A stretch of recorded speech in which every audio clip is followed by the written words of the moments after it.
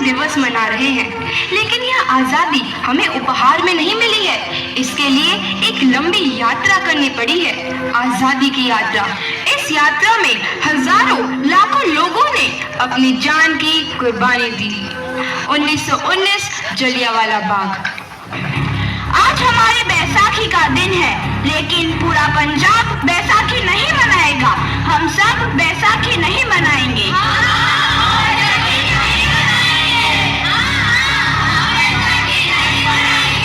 जब तक हम अंग्रेजों को भारत से बाहर नहीं निकाल देते, पूरा पंजाब बैसाखी नहीं मनाएगा। अच्छा, तो तुम सब हमारा विरोध करता है, भाग जाओ यहाँ से। इसका अंजाम बहुत ही बुरा होगा। हम नहीं जाएंगे, तुम लौट जाओगे।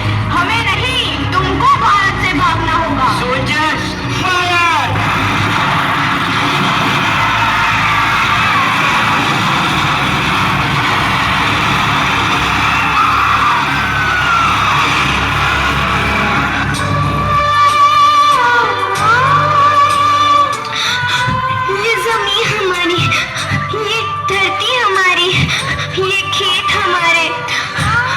थोड़ी देर पहले हमारी ये फसलें लहरा रही थी, पर इन अंग्रेजों ने हमारी फसलें बर्बाद कर दी। इन अंग्रेजों ने एक ही झटके में इन सब फसलों को काट दिया। अंग्रेजों, तुम्हारे इस अत्याचार से हम डरेंगे नहीं।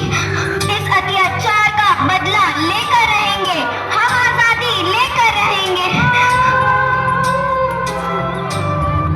जलियांवाला बाग हर हिंदुस्तानी की आंख नम कर गया। इस कांड में कितने मासूमों की आहुति चढ़ गई। इतनी हैवानियत से इंसानियत कत्ल कर दी गई। जलियांवाला बाग के हत्याकांड ने आजादी की आग में घी देने का काम किया। मासूम औरतों, बच्चों की दर्द भरी चीखें और सिसकियां इनकलाब का गूंज बनकर उभरी। लाला लाजपत राय, भगत सिंह, राजगुरु, सुखदेव सरीखे क्रांतिकारियों ने भारत की इस जमीन से विदेशी दरिंदों को निकाल फेंकने के मंसूबे मजबूत कर लिए। 8 अप्रैल 1929 लाला लाजपत राय के नेतृत्व में साइमन कमीशन के खिलाफ एक भारी जुलूस निकाला गया। Simon commission, Simon commission, Simon commission, Simon commission, Simon commission, Simon commission, Simon commission, Simon commission, Simon commission. बेवकूफ इंडियंस, तुमको हमारी बात समझ में नहीं आती। Stop this. साइमन कमीशन नहीं मानता। आई से स्टॉप दिस। लाला जी, आप आगे बढ़ो, हम आपके साथ हैं। लाला जी, संघर्ष करो, हम आपके साथ हैं। लाला जी, संघर्ष करो, हम आपके साथ हैं। लाठी चार्ज करो!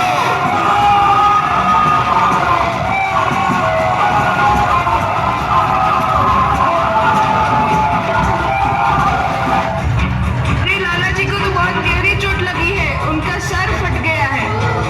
मेरे शरीर में लगी एक एक लाठी अंग्रेजी सरकार के कफन में कील का काम करेगी। ये आजादी की लड़ाई रुकनी नहीं चाहिए। ये जिम्मेदारी मैं तुम सबको सौंप कर जा रहा हूँ। लाला लाजपत राय की दर्दनाक मौत के बाद भगत सिंह, सुखदेव, राजगुरु, वतन के इन मतवालों के खून में ऐसा उबाल आया जिसका सामना करना अंग्रेजी सरकार के लिए मुश्किल हो गया। अंग्रेजों को करारा जवाब देने के लिए स्कॉट और सैंडर्स को मारने की रूपरेखा रची गई।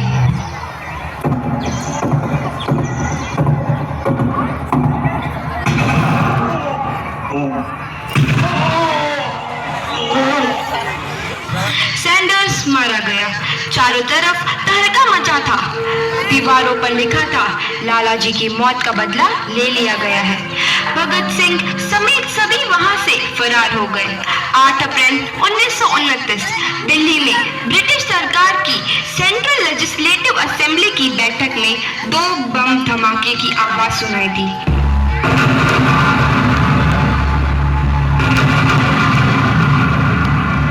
धमाकों ने अंग्रेजी हुकूमत को हिलाकर रख दिया। इस घटना को अंजाम देने वाले भगत सिंह, 1930 को अदालत ने अपना फैसला सुनाया। मुलजिम भगत सिंह, मुलजिम राजगुरु, मुलजिम सुखदेव को दफा 121 और दफा 302 के तहत ये अदालत तीनों को मुजरिम करार देती है और इस गुस्ताखी के लिए ये अदालत इन तीनों को सजाए मौत की सजा सुनाती है। सरफरोशी की तमन्ना अब हमारे दिल में है, देखना है जोर कितना बाजुए कातिल में है।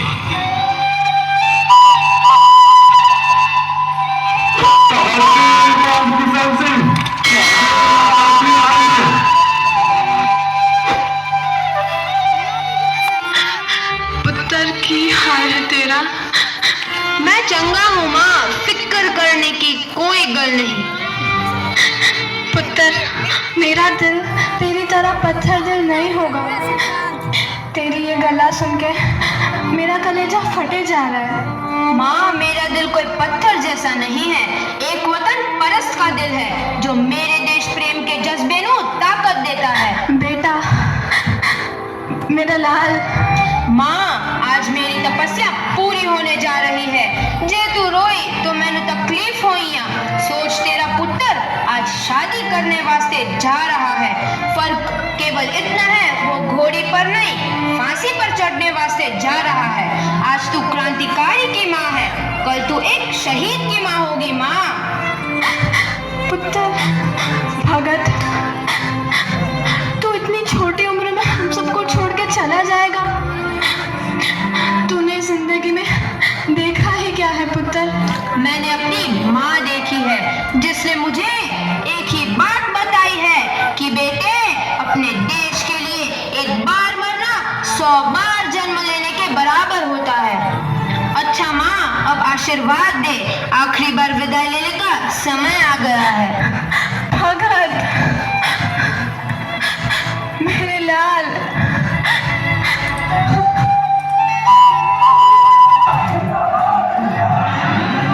भगत सिंह, तुम्हारी कोई आखिरी ख्वाहिश?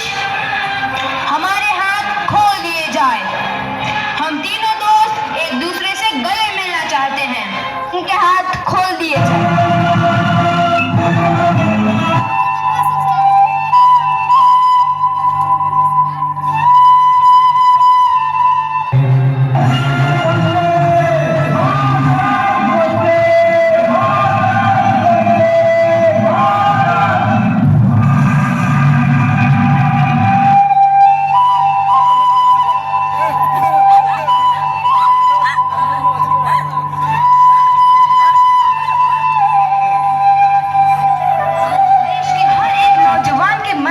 आजादी की नई उमंग हिलोरे लेने लगी।